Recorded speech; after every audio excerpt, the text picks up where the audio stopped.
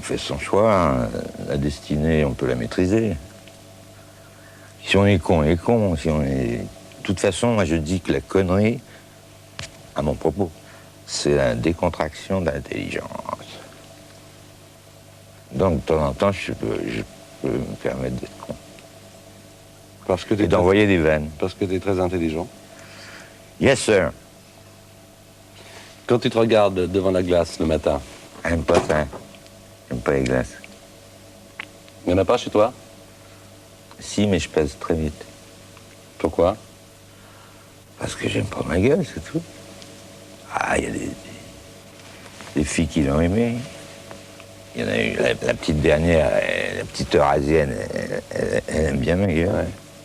Et Lulu et Charlotte, ils aiment ma gueule. Et tous les petits gamins, mes fans, mes fanatiques. Ouais. J'aime pas aux fans, fanatiques. Hein? Pour faire des disques de platine, pas d'or, de platine. Tu te trouves plus beau aujourd'hui qu'il y a 20 ans ou 40 ans? Oui, alors là, il y a un aphorisme qui n'est pas de moi. La laideur associée de supérieure à la beauté, c'est qu'elle dure. Oui, c'est vrai. C'est-à-dire tous les beaux mecs, je ne citerai pas des grands noms du cinéma pour pas les blesser, ça devient des vieux beaux.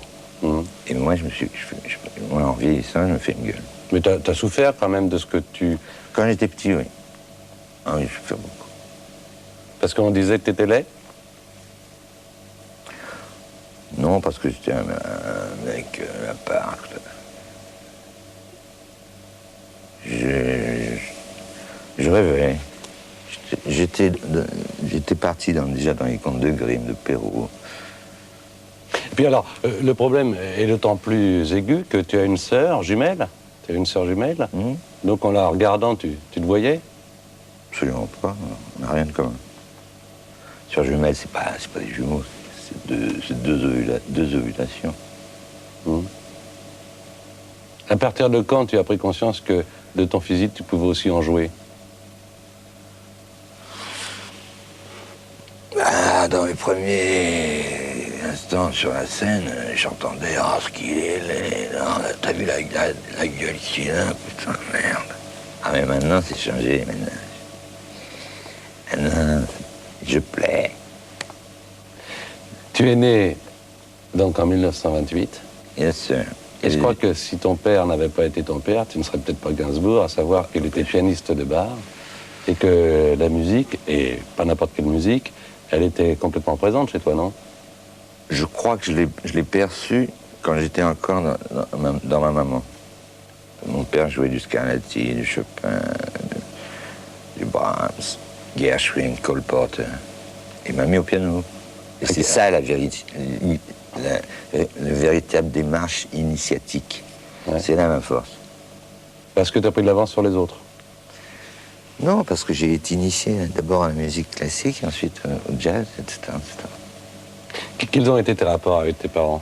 Vous étiez trois dans la famille, hein? Moi, quand on a annoncé à ma maman qu'elle avait des jumeaux, le premier à sortir, c'est Liliane, c'est ma sœur. Alors elle s'est mise à pleurer. Elle dit non, je voulais un petit gars. Et qui arrive? Lulu. C'est pour ça que tu as appelé ton fils Lulu? Oui. Oui, à la mairie, ça a donné Lucien Gainsbourg déclare Lucien Gainsbourg. Alors elle fait quoi? Je dis, retirez votre Walkman. Lucien Gainsbourg déclare Lucien Gainsbourg. Ouais.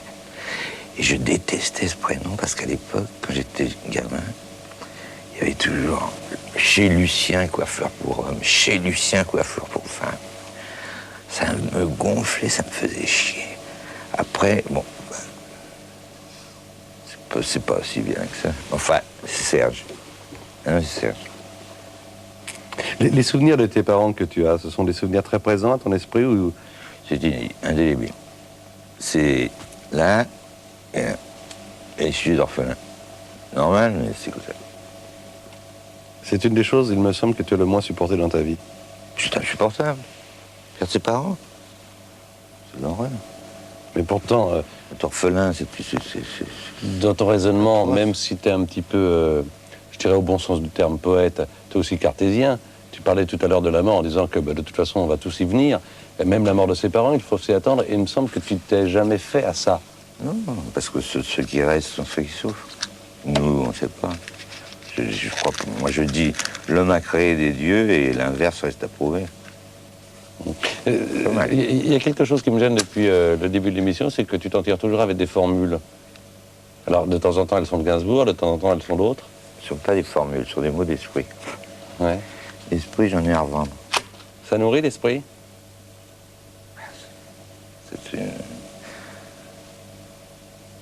C'est une technique de pensée. Est-ce qu'il y a un moment où tu es seul, vraiment, avec toi, complètement seul, c'est-à-dire où il n'y a même pas cette veste que tu portes depuis si longtemps, il n'y a même pas ce jean un peu rapiécé, enfin, tu es nu à la fois physiquement, mais aussi moralement.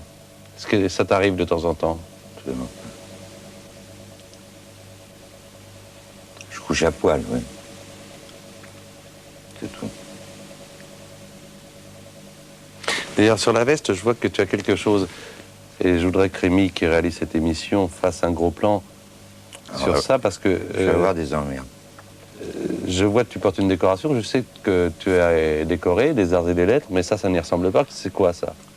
Ça, c'est la Légion d'honneur. Alors, je vais te dire quelque chose. Et tu n'as pas la Légion d'honneur?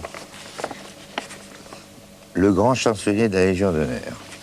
Monsieur, il y a un peu plus de 2 ans, je vous ai adressé une correspondance faisant appel à l'homme de cœur que vous semblez être, vous demandant de respecter ceux qui, par leur métier, sont à juste titre fiers de porter les insignes de notre premier ordre national. Depuis cette date, vous avez adopté dans ce domaine une attitude qui me laissait espérer que vous aviez le respect de ceux qui, comme vous, ont fait un choix et se battent pour que leur choix soit respecté. Attends, ça commence bien, mais bon... On te reproche de porter une décoration que tu n'as pas. Attends, Coco, attends. Il serait, me semble-t-il, désagréable pour vous, que soit évoqué devant un tribunal l'amour immodéré que vous portez à notre premier ordre national. Pour moi, il serait tout aussi déplaisant d'être amené à vous reprocher officiellement une telle constance. En vous exprimant, etc. Bon, ça va. Mais il n'est pas d'accord, alors pourquoi tu le fais? Parce que c'est un... Voilà. C'est un petit garçon, qui était un fanatique, qui m'a donné ça en disant, Monsieur Gainsbourg, c'est mon... Il m'a regardé, petit, un charmant petit bonbon. C'est mon papa qui les fabrique, et je vous en donne une. Donc c'est pour lui que tu la portes? Oui, monsieur. Alors ici, voilà le télégramme qui m'a touché le plus. Quand j'étais sur mon lit de douleur à l'hôpital. Monsieur Rouet, général en chef de la Légion étrangère, vous adresse tous ses meilleurs vœux de rétablissement. Ça pouvait être un mot d'esprit. Ce n'est pas, voyons, c'est chaleureux.